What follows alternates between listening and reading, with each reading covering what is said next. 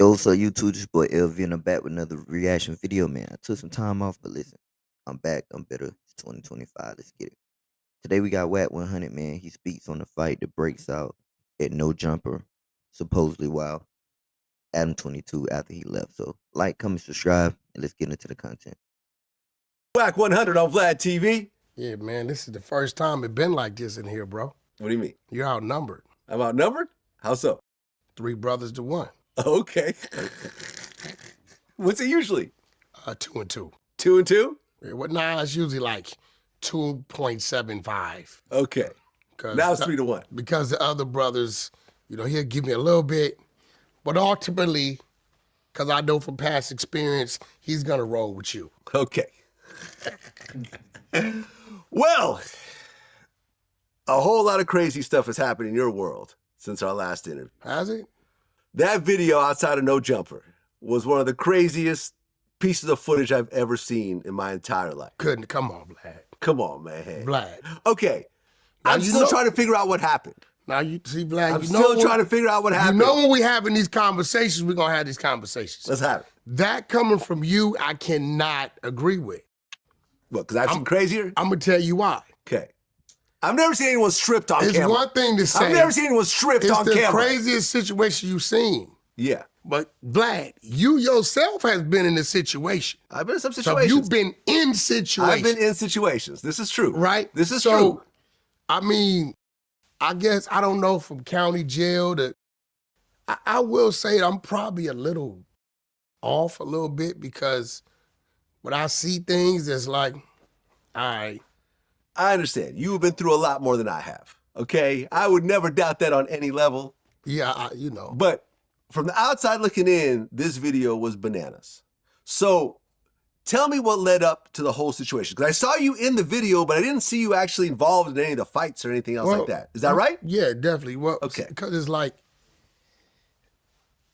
when I get a call, like when I get there, like when I get somewhere, whoever's with me, you have to be with me. Once I get in, that's it, right? I'm not opening no doors or nothing, right? So my team was already with me. Adam always has to rush home because he's trying to get home before his daughter goes to sleep. So when Adam leaves, what he does, he hang out 20, 30 minutes, shoot a game of pool, we out. So Adam calls and says, it's 2 people lurking in the back parking lot, right? So it ain't my people, but my other guy had came up there because we had to go to Vegas that night, and he had some people with him, some I didn't know. So I'm like, well, maybe it was some of their people. I'm like, yo, bro, before I send my people out there, maybe it might be your people, go check on it. So he might have been out there maybe a couple minutes, 2, 3 minutes, before my guy tell me it's cool to come out. And when I came out, it wasn't nothing going on. I didn't even notice the other guy on the wall because it was other guys on the wall that I didn't know, right? But as I got to the back of my car, they motioned for me to come back there. So when I get back there, I see the guy. I said, okay, I've seen this guy before with some other people, but I don't know him, right? His conversation goes to, I don't know, it kind of felt like he was outside and, dudes think they're this and think they're that, and y'all over here with this white boy that's a culture vulture, all this type of shit, right? So it's something I could react to, but I always got to think for all of us. I don't know if y'all heard the interview, but this dude spoke out already, basically saying that he was set up. He went there on love. He went there, good spirits, just trying to do a deal with Wack100. But from what I'm getting, what Wack saying is, Brody came up there and started talking shit at one point and was trying to tell them basically like, y'all behind Adam and he's a culture vulture. Woo woo. So these are 2 very different stories. But let's keep watching. If I react, my team's gonna react. And what he's talking about is nothing to react to here. Take note of it. Run into him somewhere else, you want to deal with it, cool. So at that point in time, Loose Cannon tells him, so you came up here like for some content type shit. That's what you on, right? And dude responds to him, like kind of like, take it how you want to take it on gangsters. So now I hear that. Okay, on gangsters. As soon as I hear that, What is that referring to specifically? now watch this. You got to remember, I know where Loose Cannon from. He's a neighborhood, gangsters, O's, Trays. Enemies out the gate, right? Period. So once he says on gangsters, and Loose says, homie on neighborhood, whoop, whoop, whoop, whoop, whoop. At that point in time, this is a one-on-one situation. Whatever you was on, right, this right here, is really not pertaining to me because you didn't came up here unannounced, on whatever you own, and now you just shot that. He's gonna respond to that. So I'll take a step back. It's two men, right? This what kills me though. I can't say this new age person because he says he's 50 years old. He says he's 50. So in my mind, you know better. Once you say certain things that you to an individual that you know they can take that as a disrespect, at that point in time, you've already heightened your mind to readiness, to being ready. Something can happen. You understand what I'm saying? Mm-hmm. If I'm talking to a Crip and he say, hey, Wack, so you telling me you whoop-de-whoop, and I tell him, nigga, on Paru, take it how you want to take it. Once I deliver that to him, he could ignore that, hear it like, and dismiss it, or he can hear it as aggression and disrespect. So basically saying, dude came up there on disrespect. He used some slurs against somebody, I guess Wack100 cool with or whatever. But at the end of the day, I don't think that was enough to get him jumped like that. You know what I'm saying? It was a bunch of dudes like 3-1, 4-1, some shit like that. So I really don't think that deserves that. But at the end of the day, you can't come to somebody else's establishment, no matter if y'all was trying to do work or not, and the conversation goes left with somebody that he's with, and you start using gang slurs and stuff, trying to get your point across. Like, bro, y'all gangbangers. You got to be ready for whatever at any time. And y'all was outnumbered, so I would have took my ass about my business, but he didn't, and that's the result. Right, and when I step back, it's two men, and the fight started. Now, I'm gonna be real. It was 8 or 9 of my people on the wall, right? They didn't held because they see I'm not involved in the immediate direct. I've had people say, well, why you didn't get in the middle of it? Well, I don't know him. And if I get in the middle of it and somebody swing, my people off the wall. Ain't no stopping at that point in time. It's two men. You know what I mean? I step back, y'all gonna squabble, you gonna squabble. I think what happened was because dude tucked his tail and didn't really, show the amount of aggression back that he had when he was talking, that left, instead of it being a 4-on-2, if that's what we want to look at it as, because in my world, a 4-on-2 is an even fade.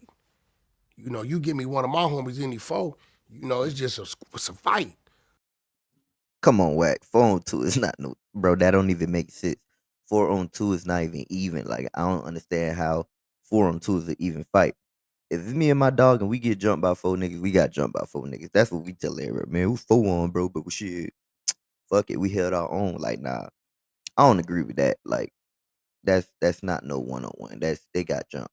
Even if it was 3-on-1 or his homeboy ain't help out, you still sit there and watch them jump that man. And I get it. You stayed out of it because it ain't got shit to do with you, but don't say it was even. Like, that wasn't fair. Whether we win, lose, or draw, it's just gonna be a fight. Once you check yourself out of it, now you leave them all to go to wherever they're gonna go. The other dude, I don't know what he did, what he said, I don't know. I don't know the dude. I've never seen him. This other dude I've seen one time with some people I was doing some business with. And when I seen his interview, his whole reason for coming up there, he said, was to close a deal with me, which is impossible because that deal's already been closed 6 weeks ago. And after I called them, they like, Wack, we canceled at 2:30. You called my number 2 guy and let him know that I canceled. He told me that. It's no different when I got here. Seen security, Wack, what's up? I said, yo, bro said he gonna be 15 minutes late. Right? I'm good at communicating, right? Yeah. Whatever I know about the situation, and I know people that's directly involved, I'll call and let them know. So when I called the guy back and I played the recordings on No Jumper, I said, hey man, like this dude is saying in the interview, like he came up here because y'all told him to. He said absolutely false. He called me at 5:50 saying he was going up there and we told him everything's been canceled. There's no need for you to go. I said, well, what does he have? He said he don't got nothing to do with it. He just a guy I bring around me time to time. So what I was doing is I did a deal with Dosh Network, Dosh Unlock, right? I said, yo, let me bring Adam into the fold, right? You show him how it works, how the back end looks. The subscribers is already there. And then we'll give him a percentage to do some cross marketing for us, right? But it takes you, the owner, Mozzie, to come up here and do that. So he was originally coming. He got caught up in Vegas, canceled at 2:30, said he couldn't make the 5. I called Travis Ford, let him know, because Travis Ford from Main Street, right? So here goes the difference. If Travis comes with Mozzie and somebody up there has an issue with Travis, out of respect to me and my business with Mozzie, nobody's gonna say nothing to him. But if Travis just pops up on his own and runs into a dude he got a problem with, and I don't know what's going on, and it leads to something, right? So I'm gonna keep my business where it's supposed to be. Everybody's individual situations, I keep it away from me. You know what I'm saying? So, and that's how, and I still felt like I assisted the gentleman. You know, certain things got to going on, and I've been living a long time and been through some things, and I understand the psychological temperament of people when certain things are happening. So everything ain't for you to approach. Sometimes, you know, you could try to give a verbal and maybe that individual will catch your voice and he'll subconsciously hear you.